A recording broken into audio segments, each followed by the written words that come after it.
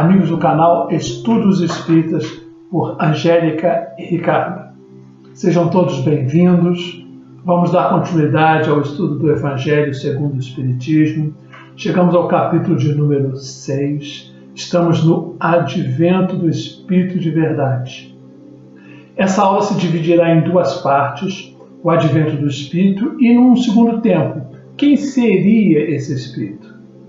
Mas antes, como sempre, vamos fechar os nossos olhos para a harmonização do nosso ambiente, elevando os olhos espirituais aos céus e pedindo ao Pai Maior que nos dê a melhor intuição para que possamos passar essa instrução. Que nós, harmonizados, possamos ter a certeza de que vamos cumprir mais um trabalho. E nada melhor do que orarmos em conjunto a oração que Jesus nos ensinou.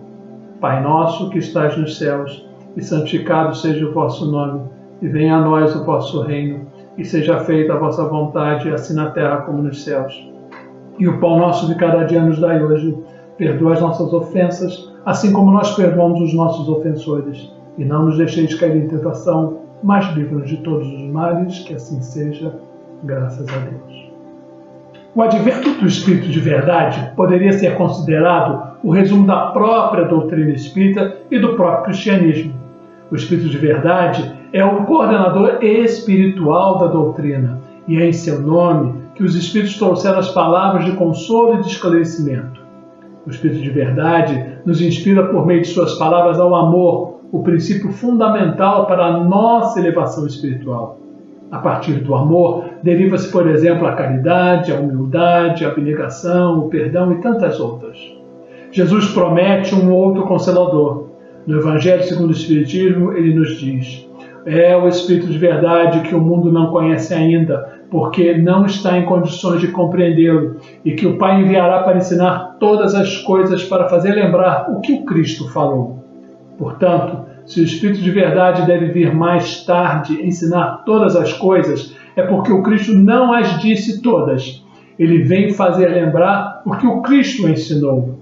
É que suas palavras foram esquecidas ou mal compreendidas. Fecha aspas. O Espiritismo, então, vem na época determinada cumprir a promessa do Cristo. O Espírito de Verdade preside seu estabelecimento. Ele relembra aos homens a observação da lei. Ele ensina todas as coisas fazendo compreender o que o Cristo só nos transmitiu por parábolas. O Cristo nos disse que ouçam os que têm ouvidos de ouvir. E o Espiritismo vem abrir os nossos ouvidos e os nossos olhos, pois fala de forma clara, sem alegorias. Ele retira o véu que foi deixado propositadamente sobre certos mistérios. Finalmente, vem trazer uma suprema consolação aos deserdados da terra e a todos aqueles que sofrem, dando uma razão justa e um objetivo útil para todas as dores. O Cristo também nos disse: bem-aventurados os aflitos, porque serão consolados. Mas como alguém pode se achar feliz por sofrer, se não sabe por que está sofrendo? O Espiritismo demonstra que a causa dos sofrimentos está nas existências anteriores e na destinação da Terra, onde o seu homem resgata os erros do seu passado. Ele mostra o objetivo dos sofrimentos, porquanto são como crises salutares que trazem a cura e a depuração que assegura a felicidade nas existências futuras. Sabe que ele ajuda o seu adiantamento e aceita-o sem lamentações, como o trabalhador aceita o trabalho que lhe proporciona o seu salário. O Espiritismo lhe dá uma fé inabalável no futuro e a dúvida cruel não se apodera mais de sua alma. Assim, o Espiritismo proporciona o que Jesus disse sobre o Consolador prometido. Conhecimento dos fatos que faz com que o homem saiba de onde veio e para onde vai. E por que está na Terra. Retorno aos verdadeiros princípios da lei de Deus e consolação pela fé e pela esperança. Não desconsidereis o fato de que o Espírito de Verdade foi outorgado a todos aqueles que têm uma crença sincera. Esse novo mestre foi concedido à humanidade e cada alma o recebeu na proporção do seu amor pela verdade e da sua capacidade de apreender e compreender as realidades espirituais. Afinal, a verdadeira religião libera-se da custódia dos sacerdotes e de todas as castas sagradas e encontra sua manifestação real nas almas individuais dos homens. Podemos observar ainda que nesta passagem bíblica mencionada, Jesus disse: "Voltarei para vós". Isso ficará mais claro quando identificarmos quem usou o nome de Espírito da Verdade. E quando ele aparece pela primeira vez? No dia 24 de março de 1856, Kardec estava em seu escritório escrevendo um texto sobre os espíritos e suas manifestações, quando por várias vezes ouviu pancadas repetidas, cuja causa não logrou sucesso em encontrá-la. No seu livro Obras Póstumas, pergunta neste dia: "O nome verdade que adotastes constitui uma alusão à verdade que eu procuro?" Talvez. Pelo menos é um guia que te protegerá e te ajudará. Pergunta Kardec: "Terás animado na Terra alguma personagem conhecida? Já te disse que para ti sou a verdade. Isto para ti quer dizer discrição. Nada mais saberás a respeito." Diante disso, para nós fica bem claro que Kardec ficou sabendo quem era realmente o Espírito de Verdade, visto ele confessar que estava longe de supor a sua superioridade e que nos leva a concluir que deveria ser alguém de extraordinário valor, pois se não fosse um espírito de elevada categoria, teria dito o seu nome sem maiores reservas. Por outro lado, foi um espírito que esteve encarnado entre nós, ou seja, que foi reconhecido. Caso contrário, não se poderia supor a sua elevada evolução. Além disso, o coloca à frente na linha de comando dos bons espíritos envolvidas nessa nova proposta de renovação da humanidade. Algumas objeções têm se feito contra essa superioridade, quando relacionada ao Espírito de Verdade, tendo em vista principalmente dois pontos: que dar pancadas não seria coisa de um espírito superior, ele não faria, pois estaria se rebaixando, e também por ter sido tratado de espírito familiar.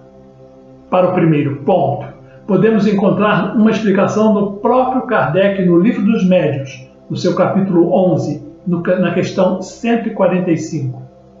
Resta-nos destruir um erro assaz espalhado, o de confundirem-se com os espíritos batedores todos os espíritos que se comunicam por meio de pancadas. A tipologia constitui um meio de comunicação como qualquer outro, e que não é mais do que o da escrita ou da palavra, indignos dos espíritos elevados. Todos os espíritos, bons ou maus, podem servir-se dele como dos diversos outros existentes. Agora, quanto ao segundo ponto, ou seja, de ter sido identificado como um espírito familiar, também Kardec nos explica de que na época não se fazia nenhuma distinção entre as diversas categorias de espíritos.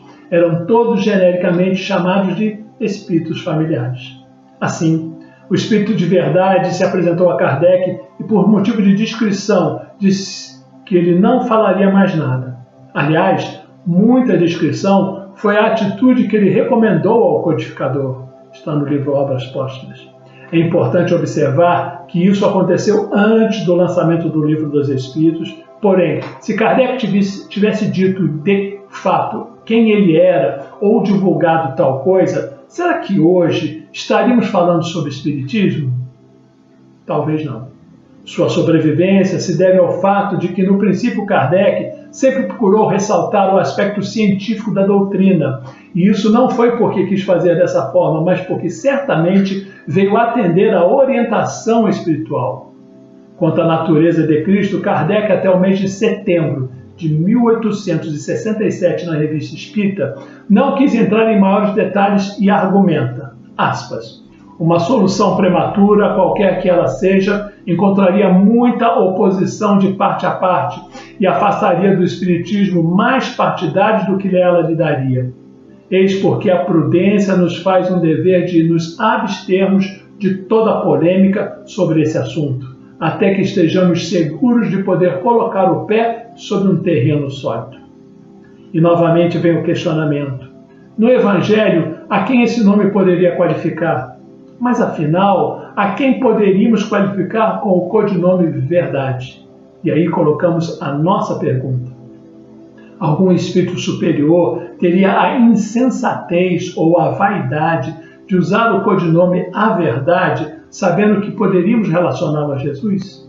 improvável, principalmente em se tratando de levar alguém a confundi-los com o Mestre.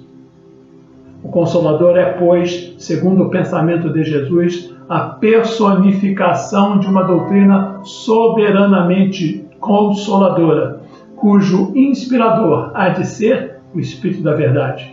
Isso se encontra no livro da Gênesis, no capítulo 17.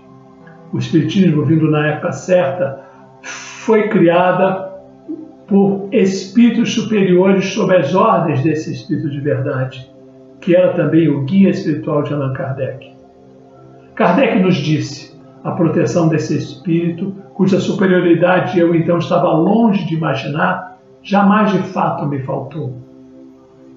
No livro O Espírito da Verdade, Francisco Cândido Xavier nos fala, sob o nome de Consolador e de Espírito de Verdade, Jesus anunciou a vinda daquele que haveria de ensinar todas as coisas e de lembrar o que ele dissera. Prevê não só que ficaria esquecido, como também que seria desvirtuado o que por ele fora dito, visto que o Espírito de Verdade viria tudo lembrar e, de combinação com Elias, restabelecer todas as coisas, isto é, pô-las de acordo com o seu verdadeiro pensamento dos seus ensinos. Fecha as aspas. As religiões que se fundaram no Evangelho não podem, pois, dizer-se possuidoras de toda a verdade, porquanto ele, Jesus, reservou para si a complementação posterior dos seus ensinamentos.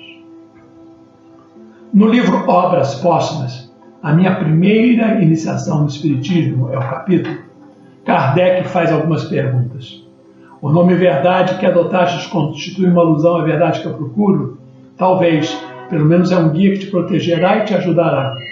Poderei evocar-te em minha casa? Sim, para te assistir pelo pensamento, mas para respostas escritas em tua casa, só daqui a muito tempo poderás obtê-las. Poderás vir mais a miúde e não apenas de mês em mês? Sim, mas não prometo senão uma vez mensalmente até uma nova ordem. Terás animado alguma personagem conhecida na Terra? Já te disse que para ti sou a verdade. Aproxima-se a hora em que a face do céu e da terra terá de proclamar que o Espiritismo é a única tradição verdadeiramente cristã e a única instituição verdadeiramente divina e humana. Ao te escolherem, os Espíritos conheciam a solidez das tuas convicções e sabiam que a tua fé, qual muro de aço, resistiria a todos os ataques. Belíssimas palavras.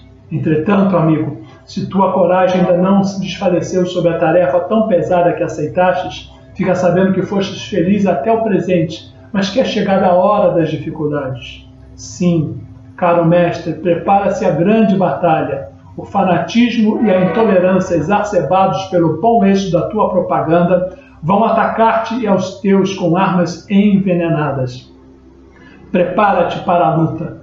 Tenho, porém, fé em ti, como tu tens fé em nós, e sei que a tua fé é das que transportam as montanhas e fazem caminhar por sobre as águas. Coragem, pois o que a tua obra se complete precisará de muito tempo. Conta conosco e conta sobretudo com a grande alma do Mestre de todos nós, que te protege de modo muito particular. Isso está no livro Obras Póstumas. Que permaneça para sempre com vocês o Espírito da Verdade, Evangelho. Jesus vai embora, mas não nos deixa órfãos. Não nos abandona, deixando-nos sozinhos na missão de amar e permanecer na mesma militância, na defesa dos direitos básicos de todas as pessoas. Ele promete que vai pedir ao Pai para que envie outro Consolador ou Defensor. É o Espírito Santo, o Espírito da Verdade, da fidelidade. É Ele quem realizará o projeto de Jesus em cada um de nós, a fim de que venhamos a trilhar no caminho da verdade que nos conduzirá à liberdade plena. É uma verdade fundamentada não em notícias falsas, em versões ou em posições da mídia hegemônica, mas no caminho que dá a dignidade à nossa vida. Pensemos muito nisso. Agora, vamos novamente agradecer esse momento, fechando os nossos olhos e rogando ao Pai que harmoniza a nossa humanidade para que ela possa vencer esse momento de caos, que harmoniza a nossa casa espírita e demais segmentos religiosos, os albergues, as creches, os hospitais e todos os lugares onde a harmonização se fizer necessária. Pedimos que uma harmonização seja direcionada a cada um de nós para que tenhamos força de vencer esses nossos dias. Muito obrigado a você que nos acompanha neste nosso canal. Inscreva-se, faça comentários, divulgue entre os seus amigos. E se você gostou, dê o positivo na mãozinha e nós só temos a agradecer. Fiquem em paz, graças a Deus. Obrigado.